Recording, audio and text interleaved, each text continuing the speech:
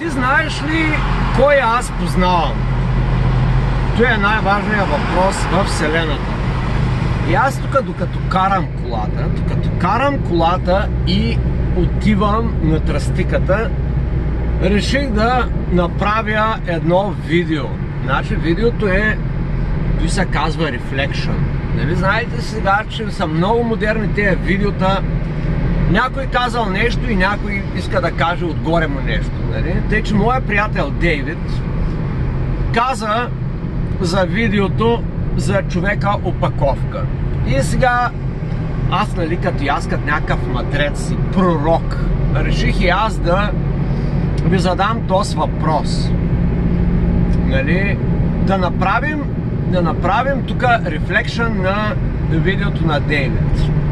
Какво казва Дейвид, пророка, в това нещо? Има много логика в неговото видео. Първо трябва да кажа, че има много логика. Второ, искам да кажа, ти знаеш ли аз кой познавам? Аз познавам тоя, и она, и трети, и пети. И аз докато го слушах видеото, се запитах един въпрос. Нали? Този въпрос ви го давам на вас.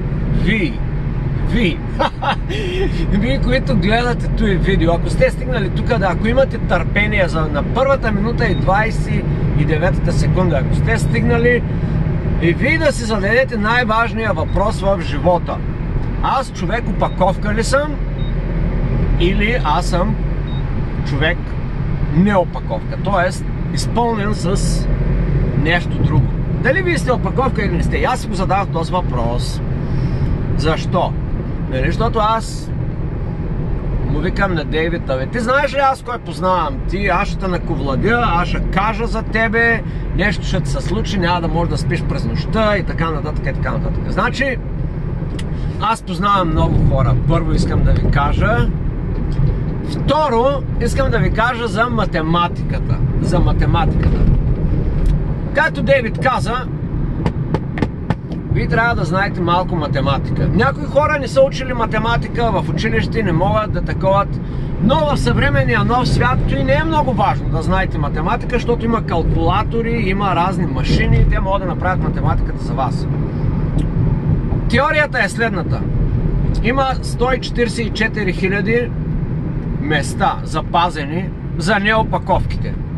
И всички други са опаковки.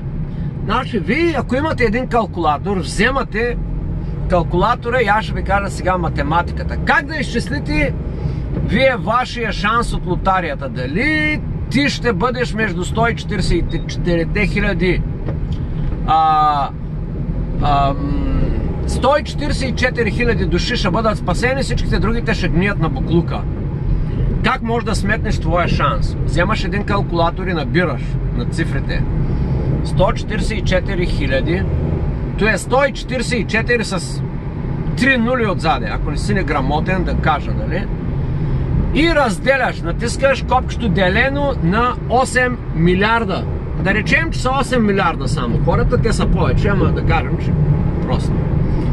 И натискаш копчето, разделяш 144 000. Разделяш 144 с 3 нули отзаде на 8 с 9 нули отзаде. Защото някои хора не знаят колко нули е 1 милиард.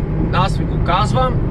И виждаш, че твоя шанс да си там е 0,4 нули и след това 1 и след това 8. Значи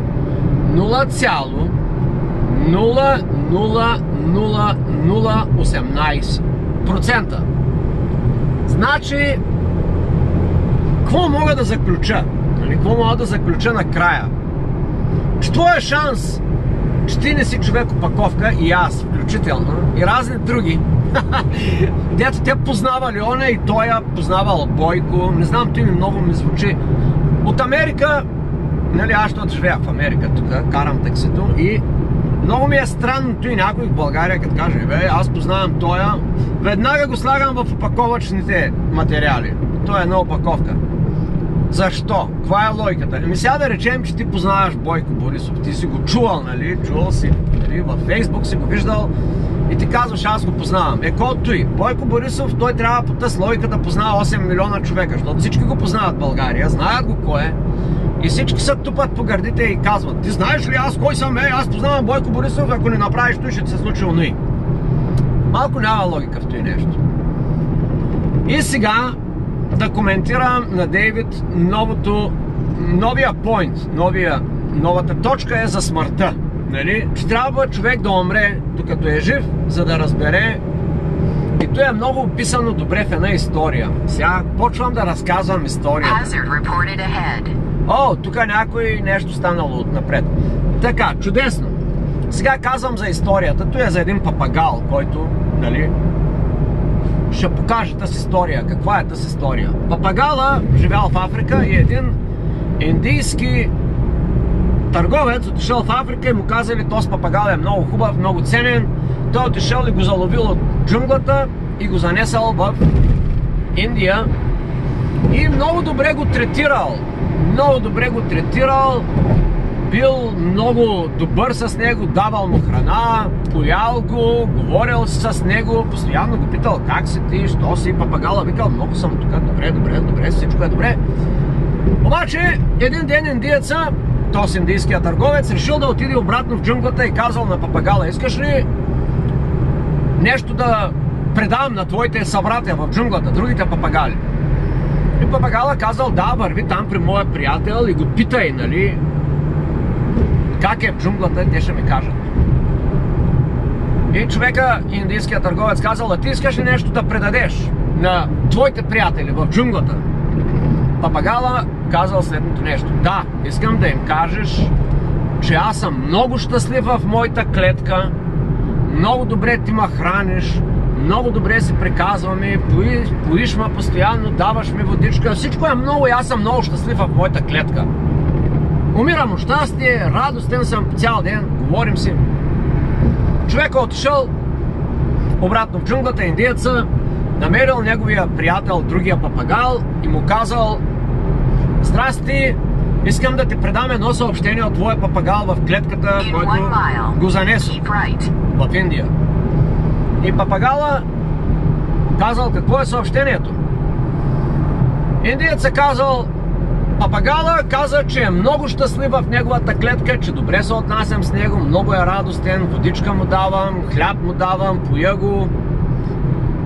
Като чул той нещо, папагала в джунглата, моментално се катурнал, паднал на земята и умрял. Индиеца му станало много странно той нещо, обаче си помислил,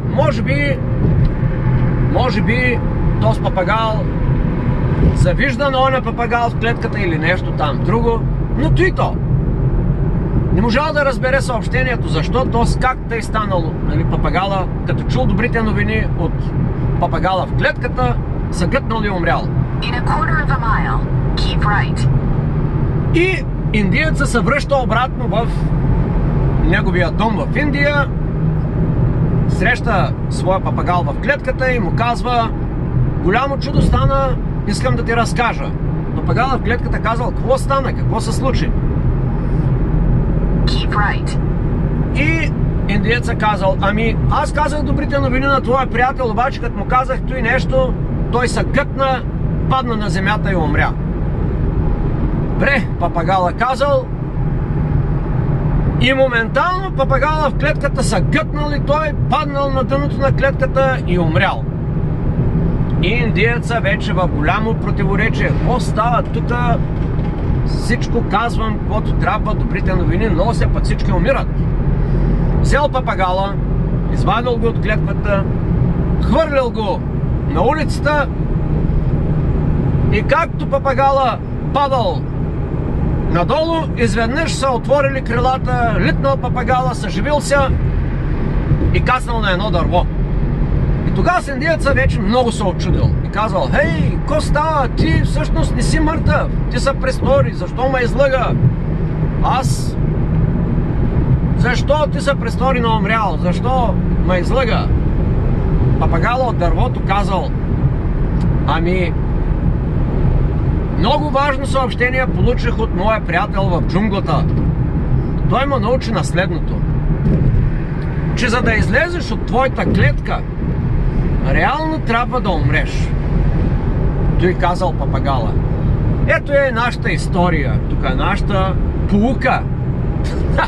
И аз да разшифрирам за вас, нали, да ви кажа, че ако искаш реално да си свободен, трябва да умреш в собствената си клетка. Всякаква клетка, която те заобгражда, като например